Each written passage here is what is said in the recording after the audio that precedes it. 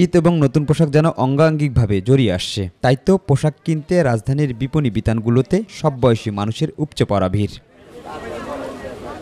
বিক্রেতারা বলছেন 15 রমজানের পর আরও জমজমাট হয়ে উঠবে বেচাকেনা। এখন রোজা শুরু, সামনের দিকে হয়তো কাস্টমার বাড়বে, বেচাকেনাও বাড়বে। 15 রোজার পরে যতটুকু কেনার, কিন্তু বাট শবে বরাতের পর থেকে এটা বেচা বিক্রি যায়, এই বছর এটা হয়নি। 20-18 রমজানের মধ্যেই আমাদের বেচাকেনা পুরো ফুললি থাকবে। যদিও গত বছরের চেয়ে এবছর পোশাকের দাম তুলনামূলক অনেক বেশি বলে অভিযোগ ক্রেতাদের।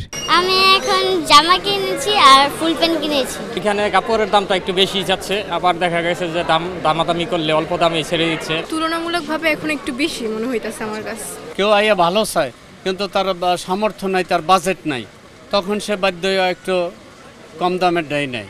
শুধু কাপড়ের দোকানে নয়, ছোঁয়া লেগেছে মেয়েদের সাজসজ্জার নামিদামি বিপণীতেও। সবার প্রত্যাশা, সিয়াম সাধনার পর ঈদের খুশি ছড়িয়ে যাবে সবার মাঝে। শিমুল খান, মাই টিভি, ঢাকা।